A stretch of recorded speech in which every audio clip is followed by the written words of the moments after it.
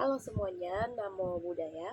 Perkenalkan, nama saya Angelina Jolin dengan NPM 2442110 dari Kode Kelas Agama Buddha 1 BUMQ.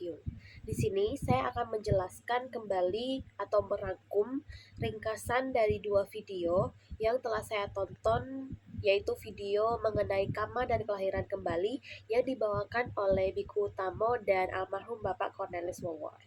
Sebelumnya, kita harus memahami dulu apa pengertian dari karma. Karma adalah berasal dari bahasa Sanskerta yaitu karma, atau dalam bahasa Pali adalah karma, yang berarti merupakan suatu tindakan atau perbuatan yang dilakukan oleh setiap orang. Semua tindakan yang didasarkan oleh kehendak yang baik atau disebut dengan cetana, baik kehendak baik maupun kehendak buruk, itu akan disebut dengan karma. Kemudian, segala sesuatu karma itu dilakukan berdasarkan 3 hal, yaitu pikiran, perbuatan, dan ucapan. Karma juga dapat disebut sebagai hasil dari tindakan yang telah kita buat baik pada masa lampau dan masa sekarang.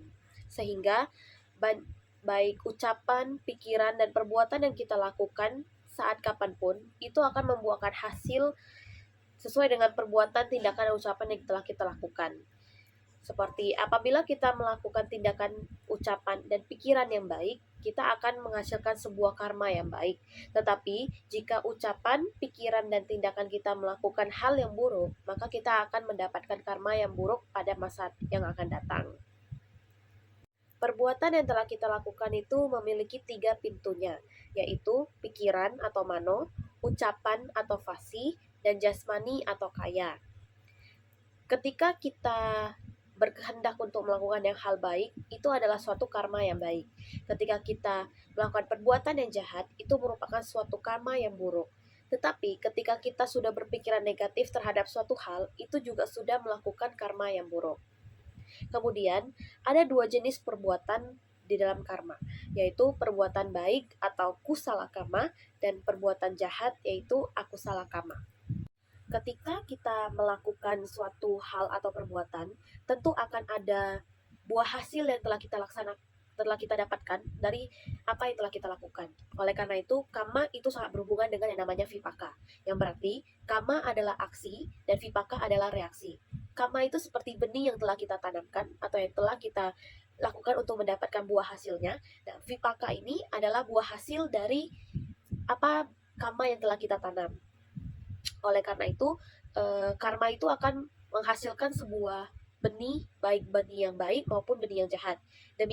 Oleh karena itu, vipaka memiliki benih yang baik dan benih yang jahat yang akan dihasilkan oleh dari karma dan perbuatan yang telah kita lakukan. Kemudian, ada juga dijelaskan tentang bagaimana dan apa penyebab terjadinya atau munculnya suatu karma.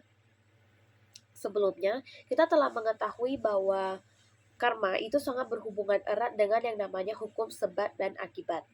Dalam hukum sebab dan akibat itu disebabkan dengan adanya saling ketergantungan.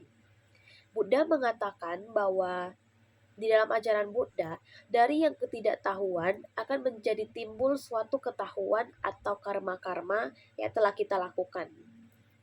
Kemudian karma ini dibagi menjadi 2, yaitu karma baik atau perbuatan baik dan karma buruk atau perbuatan buruk. Nah, yang pertama adalah karma baik atau perbuatan baik. Apa penyebab munculnya karma baik? Penyebab terjadinya munculnya karma baik adalah ketika kita melakukan atau melaksanakan sesuatu yang didasari dengan kehendak atau cetana yang baik.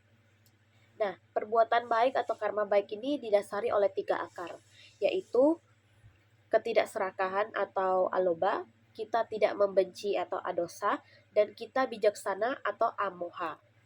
Kemudian yang kedua adalah karma buruk atau perbuatan buruk.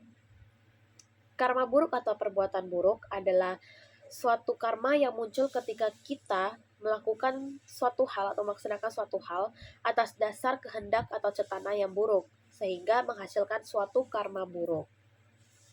Nah, sama seperti karma baik, pada karma buruk juga memiliki 3 akarnya, yaitu kebalikan dari 3 akar karma baik, yaitu keserakahan atau lomba, kebencian atau dosa, dan kebodohan batin atau moha. Kemudian kita akan membahas mengenai kelahiran kembali atau punabawa. Punabawa berasal dari bahasa Pali yang terbentuk dari dua kata, yaitu puna dan bawa. Kata puna itu berarti lagi atau kembali, nah sedangkan bawa itu berarti proses terjadinya menjadi ada atau eksis atau kelahirannya. Jadi secara harafiah, punabawa ini mengartikan bahwa ini merupakan proses menjadi ada lagi atau kelahiran kembali, atau dengan kata lain adalah tumimba lahir, di mana proses ini melibatkan atau merupakan akibat atau hasil dari karmanya pada kehidupan masa lampaunya. Kelahiran kembali yang dimaknai oleh dalam ajaran agama Buddhis ini bukan reinkarnasi, melainkan tumimba lahir, di mana adanya kesadaran kita yang merupakan penerusan atau disebut dengan Patisandhivinana. Nah, proses ini disebut juga dengan tumimba lahir setelah kematian seseorang atau makhluk hidup. Sesuai dengan karmanya, setelah meninggal dunia, seseorang itu akan terlahir kembali di salah satu 31 alam kehidupan dengan berdasarkan karma yang telah dilakukan pada masa lampau. Itulah mengapa kehidupan atau kelahiran kembali setiap orang makhluk hidup itu dapat berbeda-beda, karena kita telah mewarisi karma yang telah kita lakukan baik pada masa lampau maupun di masa kini yang telah kita laksanakan sebelumnya.